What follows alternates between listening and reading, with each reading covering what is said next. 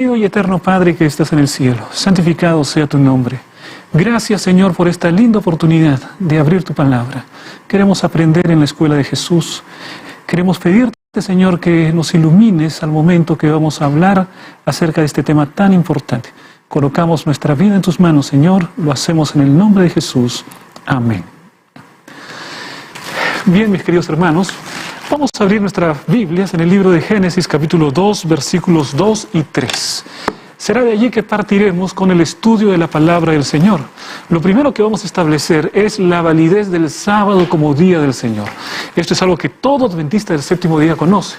Y sin embargo, es algo que todos debemos también estar muy firmes a la hora de defender, para que cuando haya alguien que quiera pedir una razón de nuestra fe, un adventista pueda responder bíblicamente. Triste sería que te pregunten acerca del sábado, hermano, y tengas que decir, bueno, voy a consultar con mi pastor. Voy a hablar con algún hermano de la iglesia, un anciano, para que me enseñe.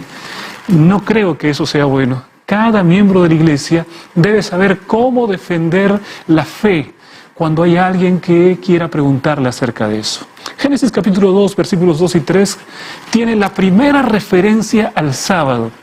Dice lo siguiente: y acabó Dios en el día séptimo la obra que hizo, y reposó el día séptimo de toda la obra que hizo. Y bendijo Dios al día séptimo y lo santificó, porque en él reposó de toda la obra que había hecho en la creación. Como ustedes han visto, mis queridos hermanos, esta es la primera referencia que encontramos al sábado. Y allí tenemos que colocar algo muy claro en nuestra mente. Y es la siguiente idea. Tenemos que colocar que en el momento en que Dios tuvo el primer sábado en este mundo, Él creó el día sábado, Dios es el autor del día sábado, en ese momento no había ningún solo judío.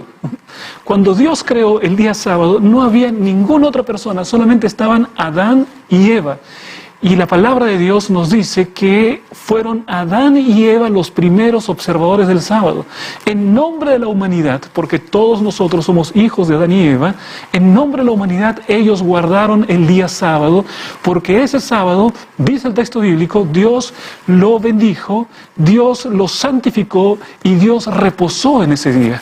Por lo tanto, los primeros observadores del sábado sobre la faz de la tierra fueron Adán y Eva. Y yo quiero remarcar eso porque hay algunas personas que dicen así: el sábado es de los judíos. Yo te pregunto, ¿Adán y Eva eran judíos? Bueno, pastor, Adán y Eva están dentro de la Biblia judía, también la Torá. Bueno, pero en ese tiempo no había judíos, porque los judíos son hijos de Judá. Y Judá es hijo de Adán y Eva. Por lo tanto, cuando Adán y Eva guardaron ese sábado, lo hicieron en nombre de toda la humanidad. Esto nos muestra la universalidad del sábado. El sábado es para todos. El sábado es para judíos, el sábado es para gentiles, el sábado es para peruanos, es para europeos, para sudamericanos. El sábado es para todos porque fue dado en el momento de la creación, cuando Dios entregó este presente a Adán y Eva.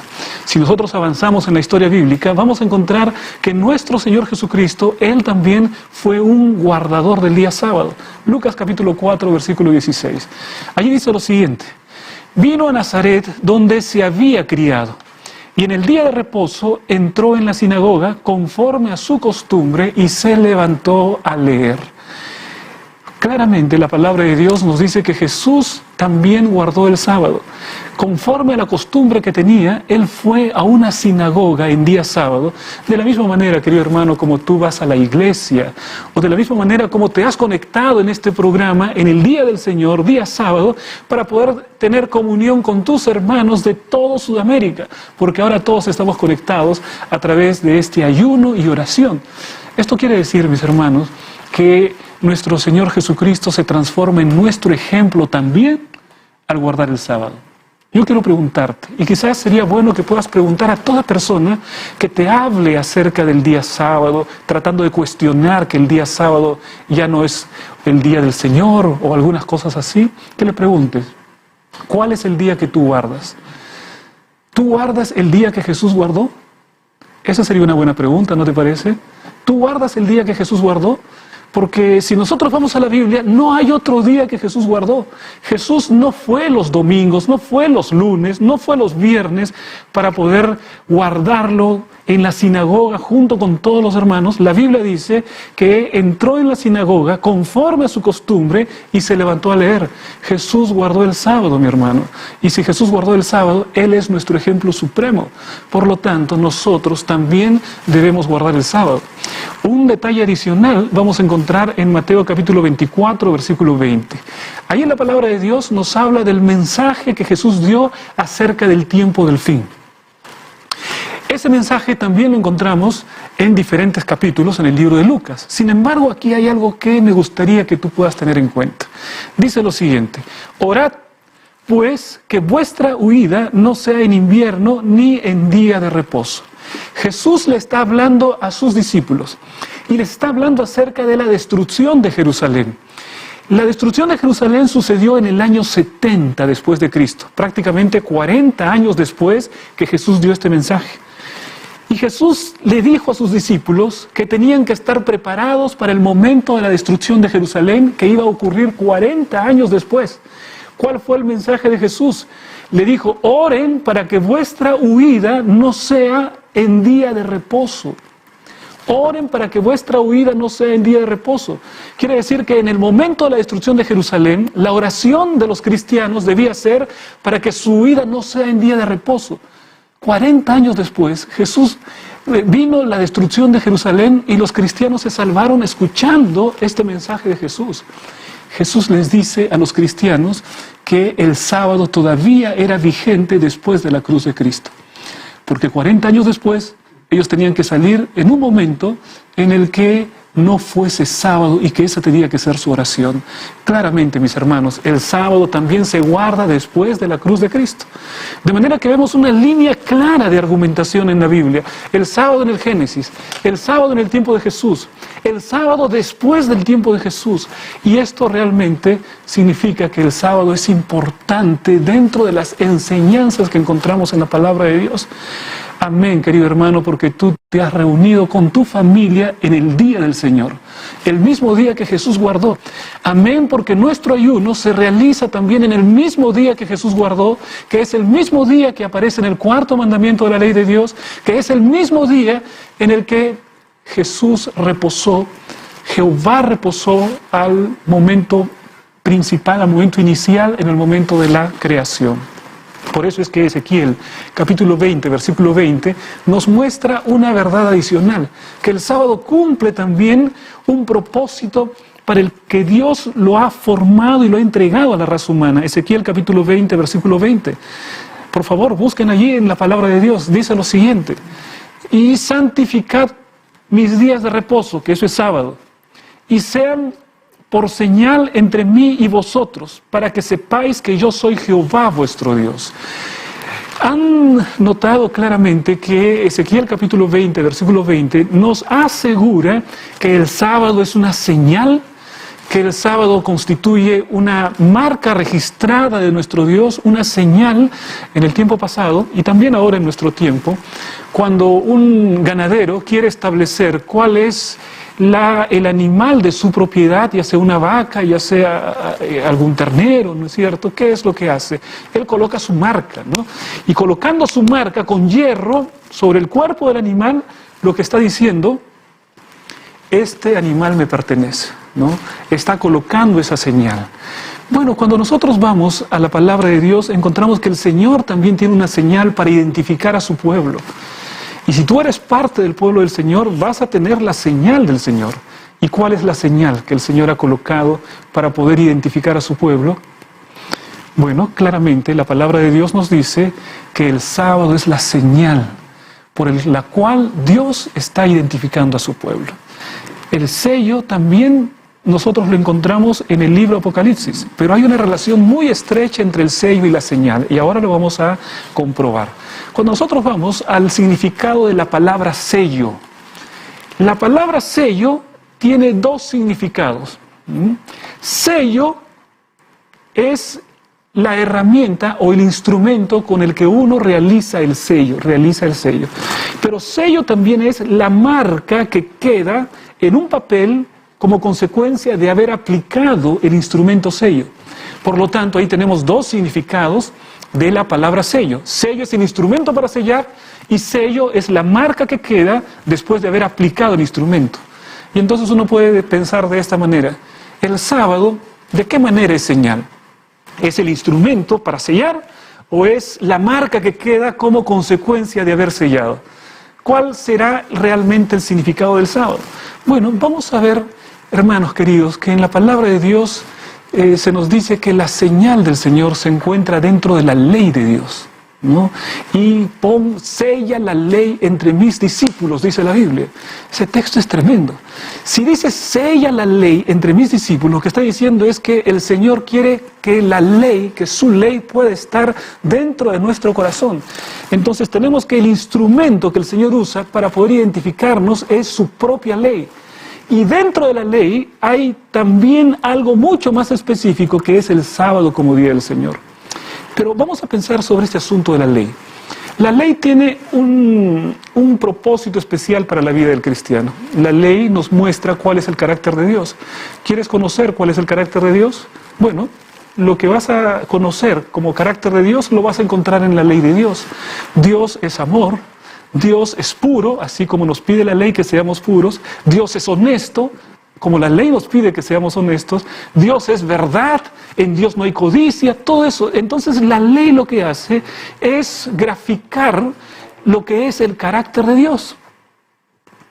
La ley nos muestra el carácter de Dios. Por lo tanto, lo que dice, sella la ley entre mis discípulos, significa que esa ley, que es el carácter de Dios, tiene que ser colocada en nuestro corazón para que podamos nosotros reflejar la excelencia del carácter de Cristo. Ese es el gran propósito que Dios tiene en tu vida, que la excelencia de su carácter sea reflejada. Entonces, el instrumento es la ley. Pero ¿cuál es la marca que queda? La marca es lo que queda visible, ¿no? Después de haber aplicado el sello, hay algo que queda visible. Entonces, ¿cuál es ese sello que queda de manera visible cuando uno ha recibido el sellamiento de parte de nuestro Dios? Bueno, mis hermanos, justamente vamos a encontrar que el sello es el sábado. El sello de Dios es el sábado. Y vamos a probar esto con lo que dice el cuarto mandamiento de la ley de Dios. Todo adventista sabe de memoria el cuarto mandamiento de la ley de Dios. Así que si voy a leer ahora, por favor, incluso puedes repetir, ¿no? Desde allí, desde el lugar, y mientras voy leyendo también vas repitiendo el cuarto mandamiento de la ley de Dios. Dice lo siguiente: acuérdate del día de reposo para santificarlo. 6 días trabajarás y harás toda tu obra, mas el séptimo día es reposo para Jehová tu Dios. No hagas en él obra alguna, tú, ni tu hijo, ni tu hija, ni tu siervo, ni tu criada, ni tu bestia, ni tu extranjero que está dentro de tus puertas. Ahora, queridos hermanos, nosotros vamos a encontrar algo mucho más específico, porque en 6 días hizo Jehová los cielos y la tierra, el mar y todas las cosas que en ellos hay, y reposó en el séptimo día. Por tanto, Jehová bendijo el día de reposo y lo santificó. Hay 3 elementos que están presentes en todo sello. Si falta alguno de esos elementos, entonces ese sello no tiene valor, ¿no? ¿Cuáles son esos 3 elementos? Bueno, los 3 elementos son los siguientes. 1, la persona, es decir, la persona que es la dueña de ese sello. El segundo elemento es el cargo. Eso quiere decir cuál es la posición que esa persona ocupa. Y el tercer elemento es el territorio. Esto quiere decir cuál es la extensión de la autoridad que esta persona tiene. Mira que, por ejemplo, en el caso de este sello que vemos aquí, ustedes pueden contemplar, ¿no? Bueno, aquí encontramos ya al expresidente, pero sirve para el ejemplo, ¿no? El nombre está allí, es el nombre del presidente de los Estados Unidos en ese tiempo, Donald Trump. Pero usted puede encontrar la presidencia y dice allí de los Estados Unidos. Entonces, los 3 elementos de un sello están presentes en este sello del presidente, ¿no? La persona, Donald Trump en aquel tiempo, ahora es Biden, ¿no? El cargo y el territorio. Entonces, esos 3 elementos. Ustedes van a saber, mis hermanos, que en la Biblia se encuentran esos 3 elementos también en el 4º mandamiento de la ley de Dios. Vamos a verlos en este momento. Miren ustedes, allí, porque en 6 días hizo Jehová. Ahí aparece el nombre Jehová. Él es el nombre del dueño del sello. Luego, el 4º mandamiento también contiene cuál es el cargo, es decir, qué es lo que hace. Y la Biblia nos presenta que Jehová hizo los cielos y la tierra, el mar y todas las cosas que en ellos hay. En otras palabras, Dios tiene soberanía, Dios tiene autoridad sobre los cielos y la tierra, el mar y todas las cosas que en ellos hay. Dios es soberano supremo. Entonces apareció el nombre Jehová y apareció también allí el territorio y lo que hace, ¿no? Dios hizo los cielos y la tierra. Y cuando vemos también el territorio, vemos allí los cielos y la tierra, los 3 elementos presentes: el nombre, el cargo, que Él es el creador, que hizo los cielos y la tierra, y también el territorio, precisamente los cielos y la tierra. Queridos hermanos, claramente entonces encontramos que el sello de nuestro Dios se encuentra en el 4º mandamiento de la ley de Dios. Ese es el sello de nuestro Dios. Ahora vamos a avanzar un poco más, porque nuestro tema, recuerden, es la ley dominical. Y vamos a avanzar ahora a una parte un poco más controversial, ¿no? Una parte un poco más polémica. Porque claramente aquí encontramos que los 10 mandamientos contienen el sello de Dios. Eso es claro. No hay manera de poder rebatir esta argumentación. Está en la Biblia. Y todo aquel que ama la Biblia tiene que entender que el sábado es el día del Señor y que el sábado es el sello de Dios. Ahora bien, me gustaría, querido hermano, que puedas examinar posiblemente Internet o puedas ver y buscar en Google y colocar allí, ¿no? Ha nacido un nuevo verbo en el idioma castellano, ¿no? El googlear. Bueno, es un nuevo verbo, ¿no? Vamos a googlear. Y a ver, busca allí los mandamientos, los 10 mandamientos de la ley de Dios. Muy posiblemente, al buscar en Google o en algún buscador los 10 mandamientos de la ley de Dios, vas a encontrar estos mandamientos, los que se encuentran aquí, ¿no? Y entonces, muy posiblemente vas a encontrar la lista de los 10 mandamientos. Y entonces tú te pones a leer, y la mayor cantidad de personas creen que los mandamientos de Google son los mandamientos de Dios. Y a veces algunas personas no tienen ni idea de qué es lo que dice la Biblia, pero van a Google y encuentran que estos son los mandamientos de Dios. Y encuentran una total confusión en su vida. Vamos a leer estos mandamientos de Google, ¿no? Dice lo siguiente allí. Mandamiento 1, amarás a Dios sobre todas las cosas. Bueno, no está exactamente así como está escrito en la Biblia, ¿no? Pero bueno, parece. Mandamiento 2, no tomarás el nombre de Dios en vano.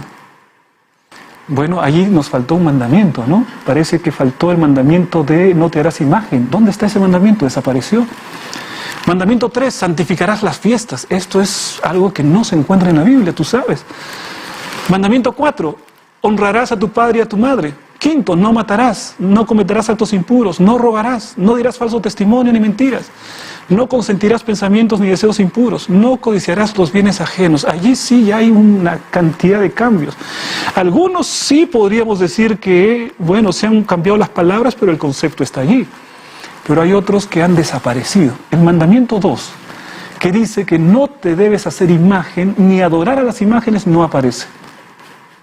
Y tampoco aparece el mandamiento 4, que dice que el sábado es el día del Señor. No aparece, aparece algo así muy superficial, muy confuso, muy vago, que dice santificarás las fiestas.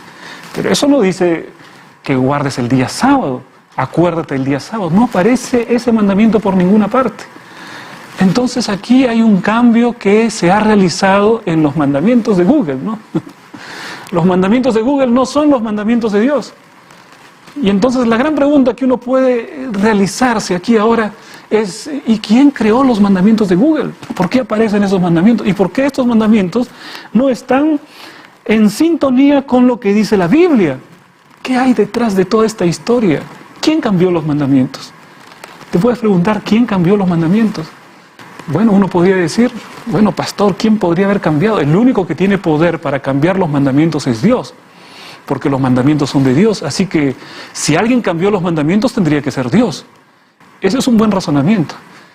Y yo creo que podríamos preguntarle a Dios. ¿Qué te parece si le preguntamos a Dios? ¿Podemos preguntarle a Dios o no? ¿No? A través de la oración. y podemos decirle, Señor, contéstame esa pregunta. ¿Qué te parece? Señor, contéstanos esta pregunta. Aquí hay una confusión tremenda. Hemos visto que tus mandamientos están claros en Éxodo capítulo 20. Y ahora, Señor, estoy encontrando que en Google hay otros mandamientos. Han cambiado los mandamientos. Querido Padre, ¿fuiste tú que cambiaste los mandamientos? ¿Tú hiciste ese cambio? Bueno, sucede, mis queridos hermanos, que Dios me ha respondido. Pastor, ¿Dios habla directamente con usted? Sí, Dios habla directamente conmigo y lo hace a través de la Biblia. Y entonces vamos a encontrar la respuesta de Dios. Mira lo que dice la palabra de Dios en Malaquías capítulo 3, versículo 6. Y ahí está la respuesta de Dios para nosotros. Porque yo, Jehová, no cambio. Por esto, hijos de Jacob, no habéis sido consumidos. ¿Qué declaración dice allí? Yo, Jehová, no cambio. Yo, Jehová, no cambio. Si hemos preguntado al Señor que Él cambió sus mandamientos, que es la base de su gobierno, el Señor claramente nos dice, yo no cambio. Yo no soy alguien que pueda tener mandamientos hoy día y otros mandamientos aquí. Yo no digo un día una cosa y al día siguiente otra cosa. Yo no me contradigo, yo no cambio.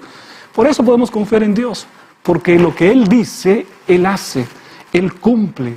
Entonces encontramos claramente que Dios Padre no ha cambiado los mandamientos.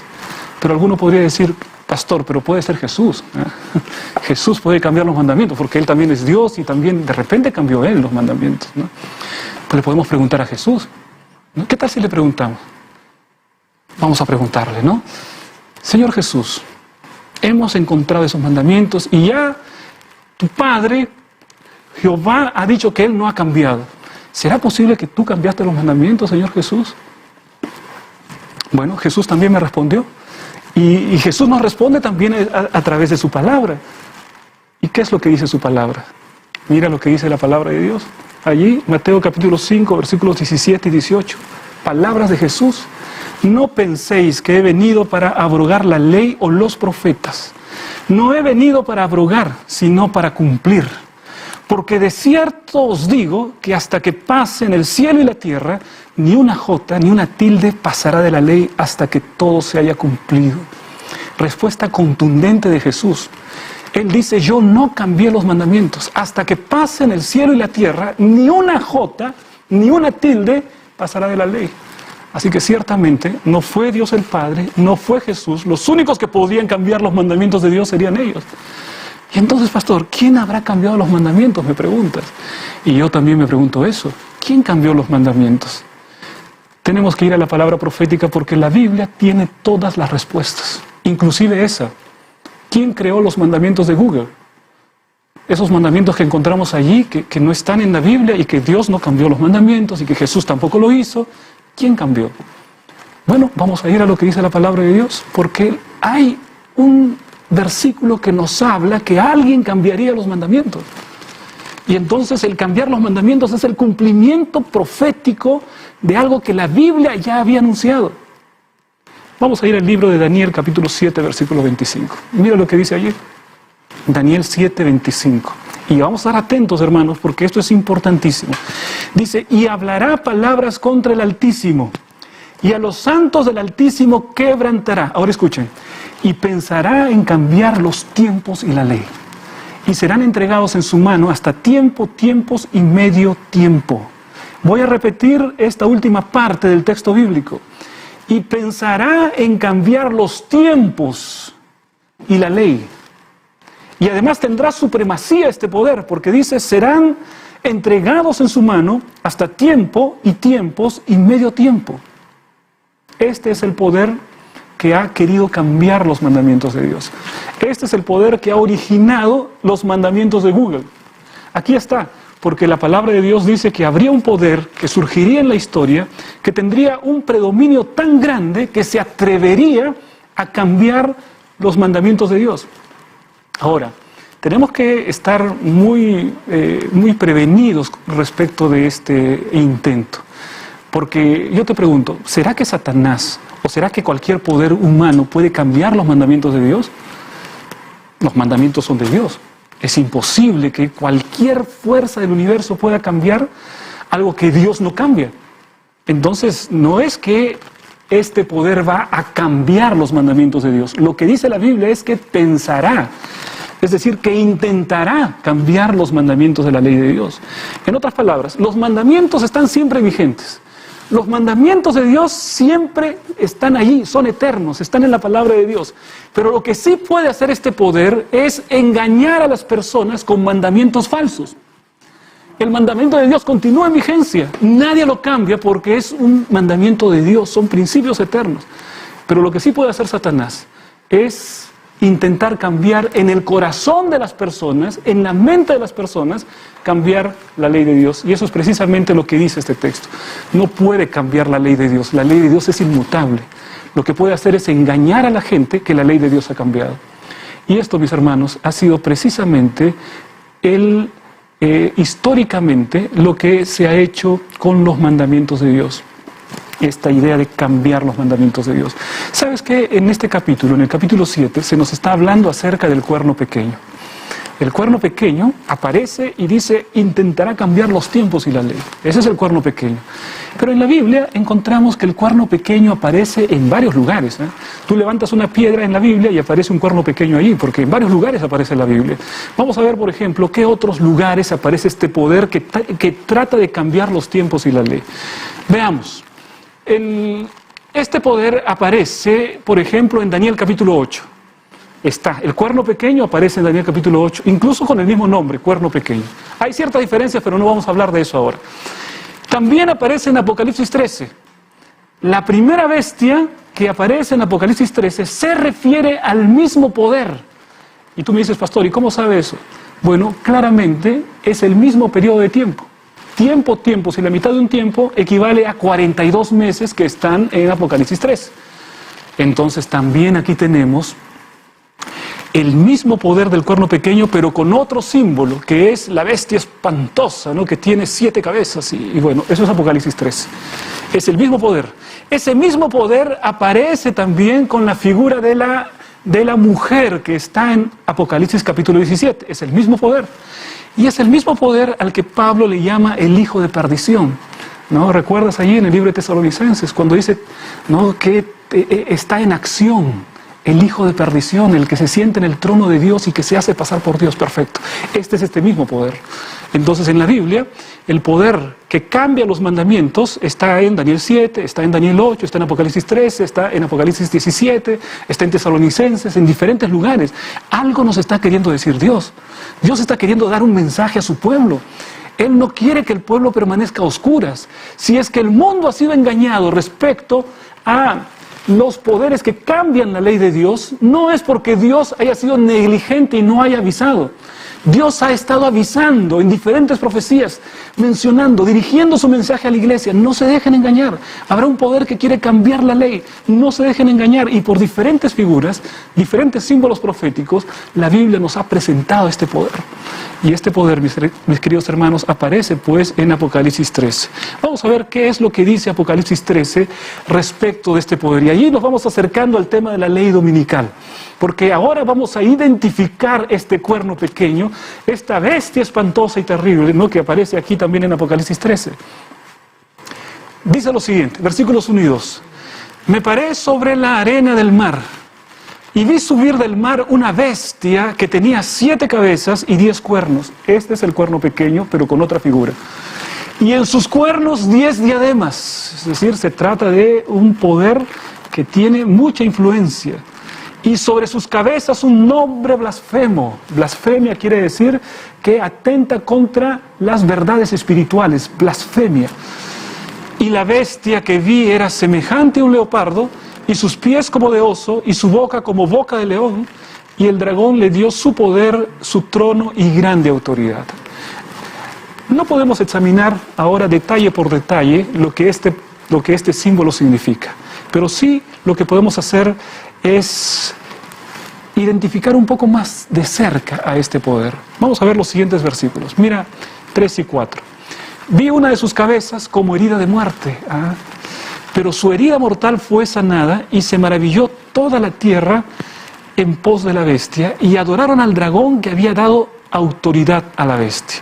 Esta es una bestia, en la Biblia la palabra bestia no es peyorativa, no es un insulto.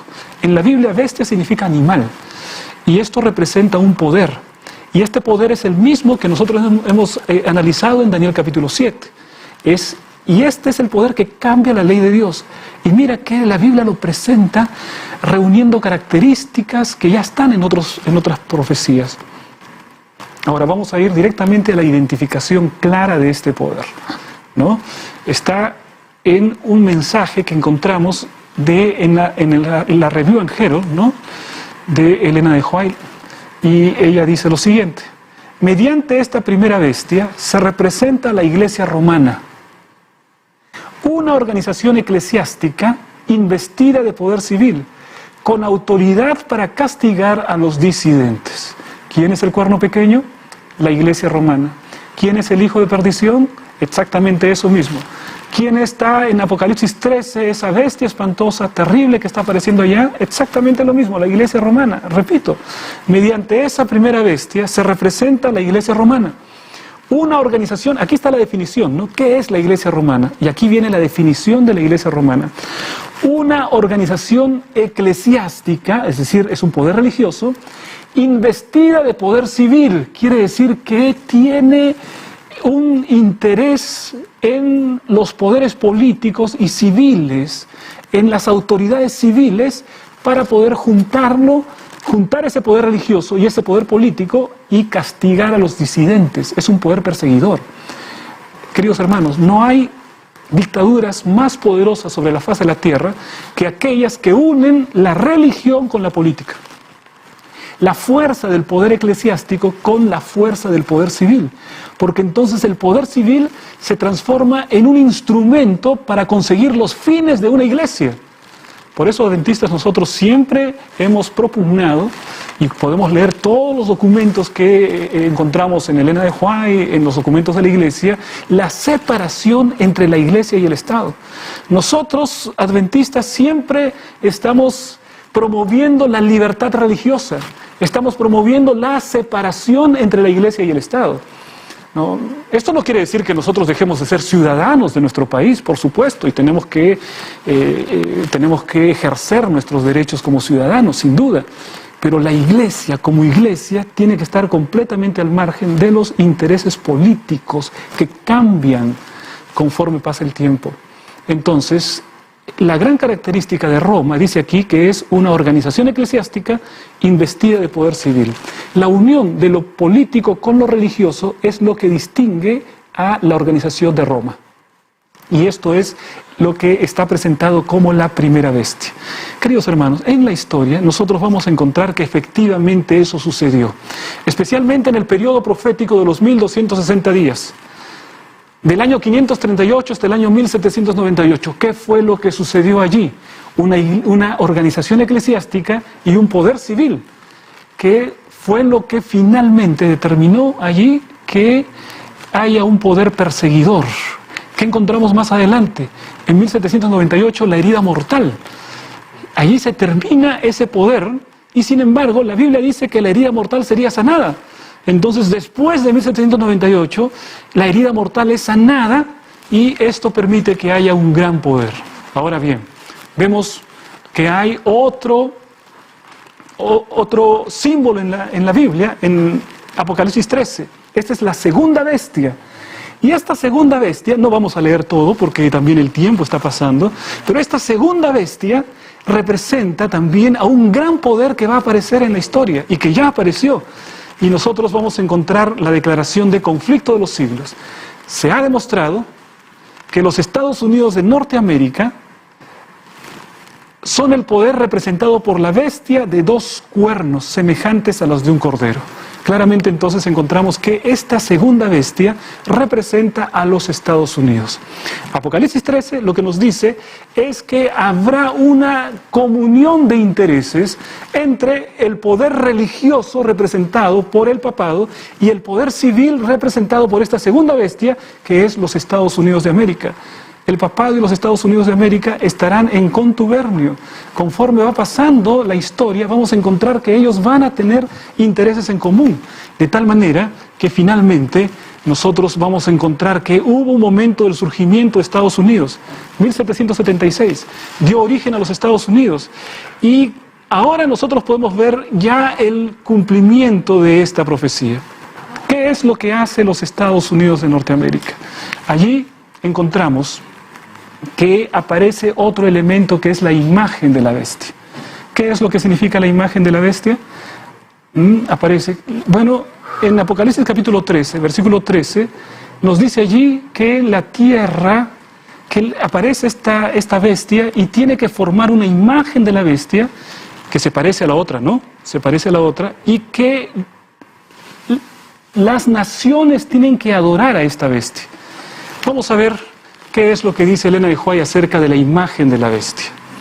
¿Qué es la imagen de la bestia y cómo se formará? Ahora, escuchen mis hermanos que aquí vamos a encontrar el punto central de la ley dominical, en la imagen de la bestia. Pero ¿qué es la imagen de la bestia y cómo se formará? La imagen es hecha por la bestia de 2 cuernos, es decir, por los Estados Unidos. Y es una imagen de la primera bestia, es decir, del papado. Así que para saber a qué se asemeja la imagen y cómo será formada, debemos estudiar los rasgos característicos de la primera bestia, que es el papado. Es decir, para saber lo que es la imagen de la bestia, tenemos que saber qué es la primera bestia, que es el papado. Y aquí viene la definición, ¿no? Cuando la iglesia primitiva se corrompió al apartarse de la sencillez del Evangelio y al aceptar costumbres y ritos paganos, perdió el espíritu y el poder de Dios, y para dominar las conciencias buscó el apoyo del poder civil. El resultado fue el papado. ¿Qué es el papado? Es decir, una iglesia que dominaba el poder del Estado y se servía de él para promover sus propios fines y especialmente para extirpar la herejía. Ahora, para que los Estados Unidos formen una imagen de la bestia, el poder religioso debe dominar de tal manera el gobierno civil que la autoridad del Estado sea empleada también por la iglesia para cumplir sus fines. Es decir, el poder que cambió los mandamientos de la ley de Dios, ahora que es el papado, unido con un poder político que es los Estados Unidos, van a imponer estos mandamientos falsos, especialmente el 4º mandamiento, al mundo, uniendo la fuerza religiosa y la fuerza del poder civil. Y eso es el papado. El papado es fuerza religiosa más poder civil. Eso mismo se va a repetir cuando, una vez más, el papado y las iglesias que son parte de los movimientos dominicales influyan sobre las leyes de Estados Unidos y coloquen un día obligatorio de descanso. Y ese día será el día domingo. Y de esta manera se habrá formado la imagen de la bestia. Entonces, la imagen de la bestia representa la forma de protestantismo apóstata que se desarrollará cuando las iglesias protestantes busquen la ayuda del poder civil para la imposición de los dogmas. Así como en la Edad Media, el papado buscó el poder político y civil para perseguir a sus opositores o a sus disidentes, también en el futuro, iglesias protestantes que también guardan el domingo van a influir sobre los Estados Unidos y su legislación para poder dar una ley que implante los mandamientos falsos y sobre todo la observancia del día domingo como día del Señor. Esta profecía se cumplirá cuando los Estados Unidos hagan obligatoria la observancia del domingo. Entonces, a eso es lo que los adventistas llamamos la ley dominical, cuando se ejerce ese poder sobre las autoridades para que se imponga la observancia del domingo, la ley dominical. Y esto es lo que nosotros vemos. Y vamos a ir hacia esa realidad a medida que pasa el tiempo. Y así, mis queridos hermanos, cuando una persona empieza a guardar la ley de Estados Unidos en ese tiempo, lo que estará haciendo es guardar la ley de los hombres y no guardar la ley de Dios. Y cuando alguien guarda la ley de los hombres, entonces recibe la marca de la bestia. Cuando alguien deja de lado la ley de Dios, entonces recibe la marca de la bestia. Y cuando alguien obedece la ley de Dios, recibe el sello de Dios. Y ahí tenemos por oposición el sello de Dios y la marca de la bestia. Ahora, mis hermanos, cuando nosotros vamos aquí en la última parte, simplemente en el cuadro, vamos a encontrar aquí en qué momento es que se da esta ley dominical. Y aquí encontramos esta declaración, ¿no? Encontramos el momento específico. Hoy estamos viviendo en un tiempo cercano. Conforme va pasando los acontecimientos, vendrá la ley dominical y empezará un tiempo de persecución en el mundo, hasta que haya una liberación del pueblo de Dios. Esa ley dominical, dada en los Estados Unidos, también forma el punto de partida para abandonar las grandes ciudades. Eso está escrito también en la palabra del Señor. Así como fue para los antiguos cristianos, será también para nosotros. Queridos hermanos, la palabra de Dios nos encamina hacia la ley dominical. En ese momento, todos nosotros seremos probados en nuestra fe. Y cada uno tendrá que decidir entre ser fiel a Dios y a sus mandamientos o obedecer los mandamientos que fueron cambiados en un intento de engañar a las multitudes por los instrumentos de Satanás, por los poderes de Satanás. La pregunta es, ¿estás listo para poder defender los mandamientos de Dios? La pregunta es, ¿serás fiel a aquello que Dios estableció en su palabra? ¿O en el momento en cuando tengas que hacer tu decisión, no estarás preparado?